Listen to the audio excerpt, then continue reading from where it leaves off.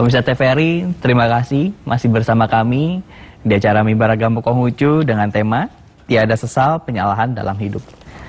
Kita tadi sudah membahas bagaimana kita untuk tidak sesal penyalahan terhadap sesama. Nah, ini pun pertanyaan akan ditanyakan kepada Mas Wijandra. Bagaimana agar kita tidak menyesali orang yang kita pilih dan segala macam. Silakan. Ya, terima kasih. Bagi orang yang mungkin sudah memiliki kedudukan yang tinggi, itu agar orang tersebut tidak dikelugutui, tidak disesali oleh orang lain, itu tergantung sikap dan perbuatan yang dimiliki. Seperti rendah hati, ramah tamah, penuh cinta kasih, dan sebagainya. Itu orang akan memuji kita. Itu yang harus ditanamkan bagi seorang pemimpin khususnya. Merakyatlah kalau kita bilang. Nah, apabila pemimpin itu misalnya memiliki sifat-sifat yang kurang terpuji, otoriter, keras kepala, sewenang-wenang, ya jelas orang itu tidak akan disukai oleh rakyatnya. Maka di sini kembali kepada dirinya sendiri. Bagaimana dia bersikap dan berbuat di dalam memimpin daripada rakyatnya. Maka dikatakan di dalam kitab Chung Yung bab 13, dikala berkedudukan tinggi, ia tidak meremehkan bawahannya. Di dalam kedudukan rendah, ia tidak bersikap penjilat kepada atasannya. Ia hanya meluruskan diri dan tidak mencari-cari kesalahan orang lain. Demikianlah, maka ia tidak mempunyai rasa sesal. Ke atas ia tidak menyesali Tuhan Yang Maha Esa, dan ke bawah tidak menyalahkan sesamanya.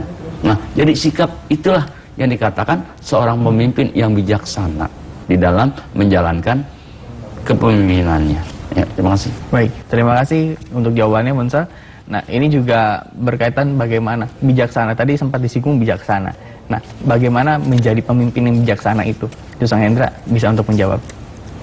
Seorang pemimpin yang bersikap bijaksana kepada bawahannya, tidak bersikap meremehkan bawahan kita. Intinya adalah itu, bersikap bijaksana adalah kita dalam kehidupan kita bertindak, ya. Kita tetaplah berpegang pada memegang hakikat tiap perkara, kita teliti, ya, dari pangkal sampai ujungnya, ya, sehingga keputusan-keputusan yang kita buat sebagai atasan, ya, tidak akan membuat kesalahan bagi bawahan kita, ya, karena semua yang kita lakukan itu adalah kewu, ya, kita teliti benar-benar hakikat tiap perkara itu, ya, hingga menghasilkan satu keputusan yang baik, keputusan yang tepat, sehingga yakin, ya, dengan kebijakan yang kita lakukan itu tidak akan menimbulkan sesal penyalahan bagi dari bawahan-bawahan kita. Baik, terima kasih Josang. Ini pertanyaannya sebenarnya simpel. Sebenarnya sesal penyalahan itu wajar gak sih untuk manusia? Nah, Mas Wijandra bisa untuk menjawab, silakan. Ya, wajar saya bilang. Setiap manusia punya rasa kelugurutu, sesal penyalahan, itu wajar. Cuman nanti harus dikaitkan dengan bagaimana kita mengembangkannya. Kalau sesal penyalahan kemudian kita umpatkan sehingga menjadikan orang sakit hati, ya jelas ini bukan diajarkan agama. Sebaik-baiknya, ya, walaupun tadi saya katakan wajar orang menyesali, orang menggerutu, itu wajar dalam hidup, tapi bukan berarti kita membabi buta. Ini harus kita rem, kita kendalikan. Bagaimana agar tidak timbul yang ekses-ekses berikutnya, sehingga yang menimbulkan daripada perpecahan. Nah, ini yang kita tidak inginkan. Sebaik-baiknya kita udah menyesal, kayak kecewa dengan tindakan dia, ya. Sebaiknya kita lebih enak bermusyawarah. Kita menjelaskan dengan kita bersama-sama, mengapa kok saya bisa menyesal, mengapa kok saya timbul keruh-gerutu. Kita ungkapkan kepada orang yang melakukan sesuatu kepada diri kita. Itu lebih enak. Kita ungkapkan isi hati kita lah, ya, supaya nanti ke depannya kita tidak berbuat sewenang-wenang, ya, gitu. Baik, terima kasih Munsal. Ini juga pertanyaannya sedikit sederhana. Jadi gini, sebelum kita menyesal itu, bagaimana yang harus kita lakukan awalnya? Nah, Jusang Hendra mungkin sedikit bisa untuk menjawab awal bagaimana akhirnya kita nggak menyesal. Nah, apa yang harus kita perdalam gitu loh. Nah, silakan. Intinya pembinaan diri, ya. Dari awal juga kita singgung terus mengenai pembinaan diri, karena sebab Batu tidak lepas dari pembinaan diri. Ya, dasarnya adalah keinginan yang tidak diperturutkan, gitu. Dasarnya adalah itu. Jangan sampai kita terlalu menuntut kepada orang, ya. Karena sudah keinginan kita tidak diturutin, tidak tercapai, akhirnya sesal penyalahan lah yang keluar. Ya. Intinya itu, pembinaan diri, kita kurangi keinginan dalam diri kita, ya. Karena ayatnya jelaskan bahwa untuk memelihara hati kita, satu, kurangi keinginan. Dengan kita mulai keinginan itu, yakin tidak akan terlalu menekan, lebih bersikap lunak kepada orang, gitu. Baik, ya. Terima kasih. Ya. Intinya kita harus menuntut diri sendiri, gitu. Betul, ya. Baik, terima kasih. Dan kita harus rehat dulu sebentar. Pemirsa TVRI, jangan kemana-mana, tetap di acara Mimbar Agama Konghucu, TVRI, media pemersatu bangsa.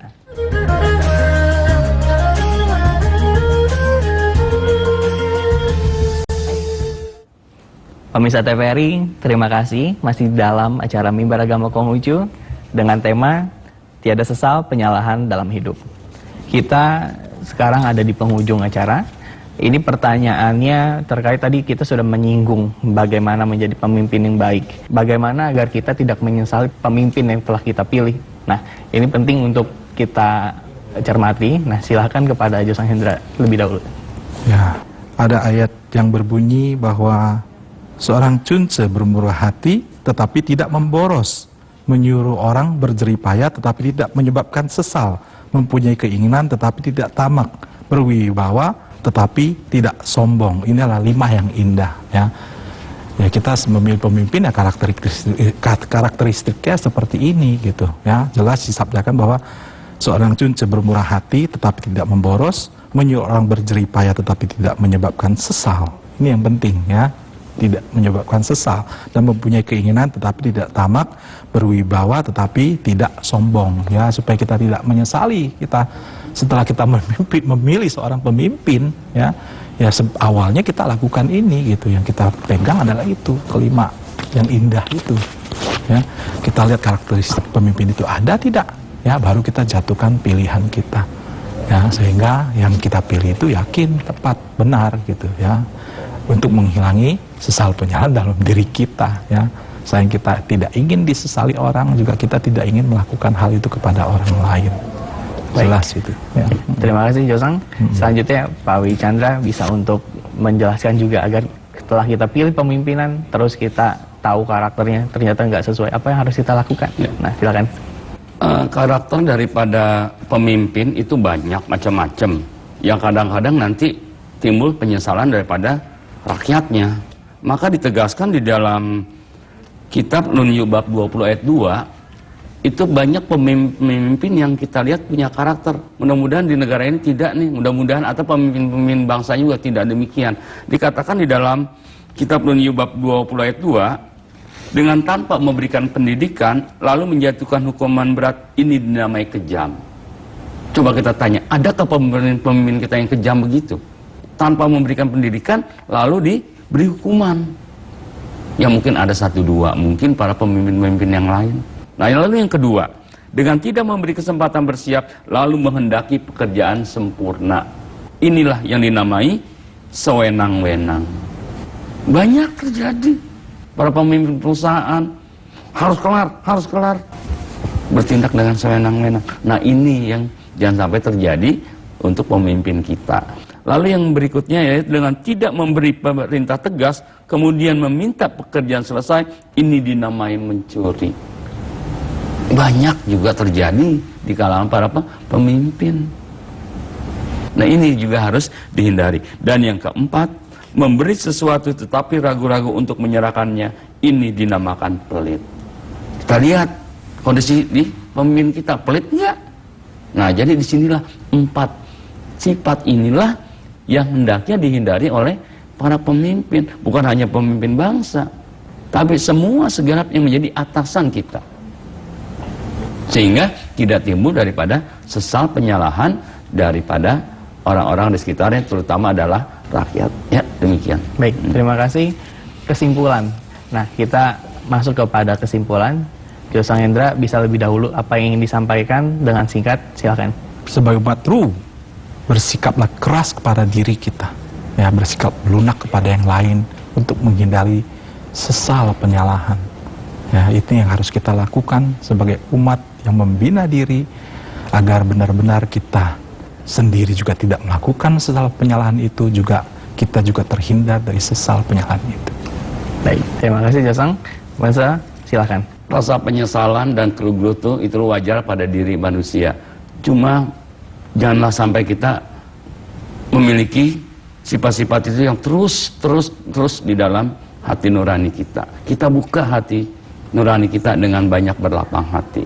Karena dengan perilaku berlapang hati inilah, ya, maka hati kita ini akan menjadi sehat. Kita sehat, tidak memiliki beban yang cukup berat. Maka dengan penuh bijaksana, marilah kita mengurangi atau menghindari sesal penyalahan atau keluh kepada Tuhan. Ya, terima kasih. Baik, terima kasih. Demikian yang menjadi kesimpulan keseluruhannya, karena ini sudah merangkum semuanya. Dan tapi kita harus akhiri perbincangan kita karena 30 menit kita sudah bersama. Dan saya ucapkan terima kasih banyak atas waktu dan kesempatannya di dalam acara Mimbar Agama Konghucu kali ini. Dan saya juga mengucapkan terima kasih kepada para pemirsa TVRI yang telah setia bersama kami di dalam acara Mimbar Agama Konghucu. Dan saya mengingatkan kembali bahwa penting untuk kita menjaga kesehatan, mematuhi protokol 3M, menjaga jarak, memakai masker, dan mencuci tangan. Saya Aldi Destan Satya, pamit undur diri. Jangan lupa saksikan Mimbar Agama Konghucu episode lainnya. Dan akhir kata, terimalah salam dalam kebajikan. Wai Tetungken, Sanjay.